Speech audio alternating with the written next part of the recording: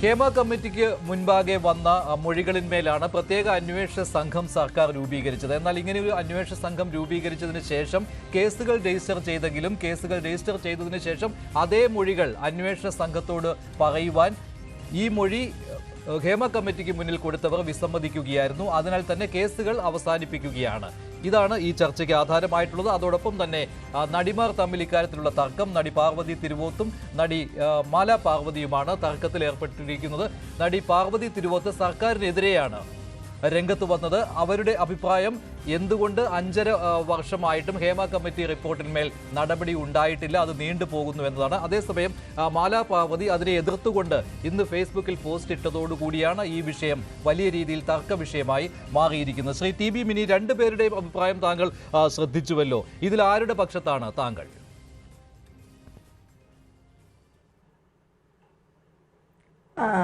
ഞാൻ പാർവതി തിരുവോത്തിൻ്റെ പക്ഷം തന്നെയാണ്.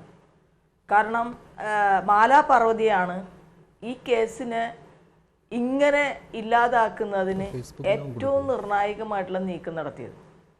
ഫെമിനിസ്റ്റുകൾ ആയിരിക്കുന്ന ആളുകൾ സ്ത്രീകളുടെ പക്ഷത്ത് നിൽക്കുന്നതാണ് നമ്മൾ കരുതുന്നത്. പക്ഷെ അവരെ തന്നെ ഉപയോഗിച്ച് ഈ പ്രതികളായിട്ടുള്ള ആളുകൾ ഈ കേസിനെ അട്ടിമറിക്കാൻ ശ്രമിച്ചു എന്ന കൃത്യമായിട്ടുള്ള ഒരു കാര്യം നമ്മൾക്ക് ബോധ്യപ്പെട്ടിട്ടുള്ളതാണ്. അതായത് സുപ്രീം കോടതിയിലേക്ക്, കേരള ഹൈക്കോടതിയിൽ പരാതിക്കാരായിട്ടുള്ള ആളുകൾക്ക് പരാതി ഇല്ലെങ്കിൽ കേസ് മുന്നോട്ട് പോകേണ്ട എന്ന് കൃത്യമായിട്ട് ഡയറക്ഷൻ ഉള്ളപ്പോൾ ആ ഡയറക്ഷനെ ചോദ്യം ചെയ്തുകൊണ്ട് ഞങ്ങളെ കമ്പൽ ചെയ്യുന്നു എന്ന് പറഞ്ഞുകൊണ്ട് സുപ്രീം കോടതിയിൽ പോവുകയും സുപ്രീം കോടതിയിൽ നിന്ന് വെർഡിക്റ്റ് ആയിട്ട് വരികയും ചെയ്തത് മാലാ പാർവതിയാണ്. മാലാ പാർവതിയോട് ചോദിക്കുന്ന ആളുകളെ സംബന്ധിച്ച് ഞങ്ങളുടെ പ്രശ്നങ്ങൾ അറിയണ്ടേ എന്നാണ് മാലാ പാർവതി പറയുന്നത്. ഇതൊരു സോഷ്യൽ കോസിന് വേണ്ടിയിട്ടും സിനിമയിൽ സ്ത്രീകളും പെൺകുട്ടികളും നേരിട്ട് കൊണ്ടിരിക്കുന്ന ലൈംഗിക ആക്രമണം അടക്കമുള്ള ഡിസ്ക്രിമിനേഷനെതിരായിട്ടുള്ള ഒരു പോരാട്ടത്തിൻ്റെ ഭാഗമായിട്ടാണ് ഹേമ കമ്മിറ്റി റിപ്പോർട്ട് ഉണ്ടാകുന്നത്. ഹേമ കമ്മിറ്റിയുടെ മുൻപാകെ പോയിട്ട് കൊടുത്തു എന്ന് പറയുന്ന മൊഴികൾ ഓപ്പൺ ആയിട്ട് കൊടുക്കാനായിട്ട് പല ആളുകളും തയ്യാറാവാതിരുന്നതിൻ്റെ ഒരു കാരണം അവർക്ക് അതിലൊരു ഭയവും ഒക്കെ ഉണ്ടായതിന്റെ പ്രധാനപ്പെട്ട പക്ഷെ അതിനകത്ത് മാലാ പാർവതി പറഞ്ഞ കാര്യമുണ്ടല്ലോ, അവരോട് സിനിമാ രംഗത്തെ ഒരു വനിത ഈ സിനിമാ രംഗത്ത് അനുഭവിക്കുന്ന പീഡനങ്ങളെക്കുറിച്ച് പറഞ്ഞു. അതവർ മാലാ പാർവതി അത് ഹേമ കമ്മിറ്റിക്ക് മുൻപാകെ പറഞ്ഞു. പിന്നെ ഹേമ കമ്മിറ്റി റിപ്പോർട്ട് പുറത്തു വന്നതിന് ശേഷം ഏറെ ഒച്ചപ്പാടുണ്ടായ ശേഷമാണല്ലോ പ്രത്യേക അന്വേഷണ സംഘം വന്നത്. അപ്പോൾ ഒരു സുപ്രഭാതത്തിൽ മാലാ പാർവതി അറിയുകയാണ് അന്ന് താൻ കൊടുത്ത മൊഴിയിന്മേൽ ഒരു FIR രജിസ്റ്റർ ചെയ്തിട്ടുണ്ട് എന്ന്. അപ്പോൾ ഇക്കാര്യം അറിഞ്ഞ ആ പരാതി പറഞ്ഞയാൾ, മാലാ പാർവതിയോട് ഈ പീഡനത്തെക്കുറിച്ച് പറഞ്ഞയാൾ ചോദിക്കുകയാണ്, ഞാനത് താങ്കളോട് പറഞ്ഞതല്ലേ ഉള്ളൂ, അതെന്തിനാണ് അവിടെ പോയി പറയുകയും ഇപ്പോൾ അതിൽ FIR വന്നിരിക്കുന്നു, അപ്പോൾ ഞാനതിൽ മൊഴി കൊടുക്കേണ്ടി വരുമല്ലോ എന്ന് പറഞ്ഞുകൊണ്ട് ദേഷ്യപ്പെടുകയാണ് ഉണ്ടായത്. അതാണ് സുപ്രീം കോടതിയിലേക്ക് പോകാനുണ്ടായ കാരണമെന്നാണ്. അതായത് FIR രജിസ്റ്റർ ചെയ്യുന്നതിന് വേണ്ടിയല്ല ഈ പരാതി കൊടുത്തത്, മറിച്ച് ഇത് ഈ കമ്മിറ്റിയുടെ ശ്രദ്ധയിൽപ്പെടുത്തുന്നതിന് വേണ്ടിയാണെന്നാണ്. അതാണ് ഈ സുപ്രീം കോടതിയിലേക്ക് പോകുവാനുള്ള കാരണമായിട്ട് മാലാ പാർവതി പറയുന്നത്. അതുകൊണ്ടാണ് അനുകൂലമായിട്ടൊരു ജഡ്ജ്മെന്റ് കിട്ടുകയും ചെയ്തു എന്ന് അവർ പറയുന്നത്. അതിൽ അവരെ കുറ്റപ്പെടുത്തുവാൻ പറ്റില്ല. ആ വിഷയങ്ങൾ മഞ്ജുഷെ ഈ പറ്റും. കാരണം എന്താ വെച്ചാൽ ഈ വിഷയങ്ങളുമായി ബന്ധപ്പെട്ട് തന്നെയാണ് കേരള ഹൈക്കോടതിയിൽ ഈ കേസുകളെല്ലാം പരിഗണിച്ചത്. അവിടെ ഒരു തരത്തിലും ഈ പരാതി ഇല്ലാത്ത പെൺകുട്ടികളുടെ പരാതി ലീഗലായിട്ട് ക്ലോസ് ചെയ്യണമെന്ന് മാത്രമേ കോടതി പറഞ്ഞിട്ടുണ്ടായിരുന്നുള്ളൂ. അത് അറിയാതിരുന്നിട്ടല്ല മാലാ പാർവതി പോയത്.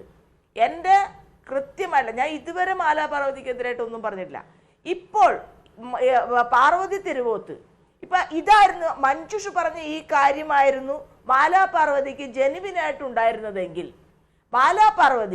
പാർവതി തിരുവോത്ത് ഈ വിഷയവുമായി ബന്ധപ്പെട്ടുകൊണ്ട് ഇതിൽ സെക്ഷൽ ഹരാസ്മെന്റുമായിട്ട് ബന്ധപ്പെട്ട കേസെടുക്കുന്നത് മാത്രമല്ലല്ലോ കാര്യം.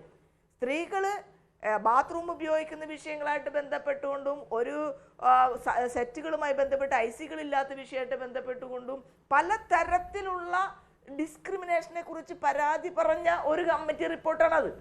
ആ വിഷയത്തിൽ ഒരു കോൺക്ലേവ് വയ്ക്കാനും അതുപോലെ നിയമനിർമ്മാണം നടത്താനും ഒക്കെ തീരുമാനിച്ചിരിക്കുന്ന സർക്കാരിനോട് എന്തേ 5.5 വർഷമായിട്ട് ചെയ്തില്ല എന്ന് പാർവതി തിരുവോത്തിന് ചോദിക്കാൻ റൈറ്റ് ഉണ്ട്.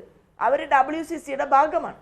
അങ്ങനെ വരുന്ന സമയത്തും എന്തിനാണ് പാർവതി തിരുവോത്തിനെ എതിർത്ത് രംഗത്ത് വരുന്നത്? പക്ഷേ പാർവതി തിരുവോത്ത് അങ്ങനെ മൊഴി കൊടുത്തോ? ഇല്ലല്ലോ. താങ്കളുടെ ശ്രദ്ധയിൽപ്പെട്ടിട്ടുണ്ടോ പാർവതി തിരുവോത്ത് അങ്ങനെ അന്വേഷണ സംഘത്തിന് മുന്നിൽ മൊഴി കൊടുത്തിട്ടുണ്ടോ ഇല്ലയോ?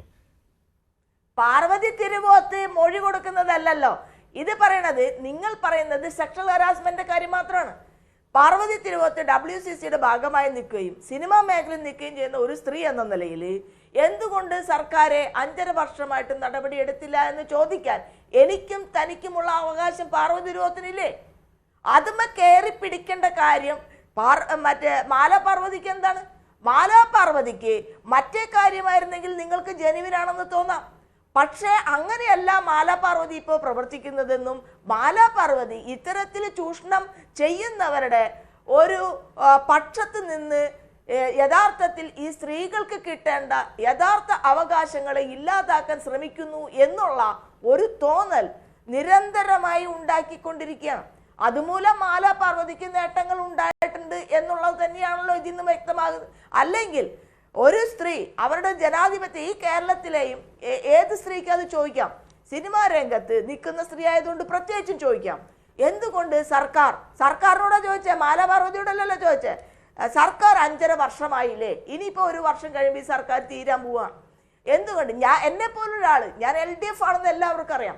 പക്ഷേ ഞാൻ ഈ സർക്കാരിനെതിരെ പറയുന്നതിന് ഒരു കാരണം ഈ സർക്കാർ മാത്രം ചെയ്യുന്ന ഒരു കാര്യമാണിത്.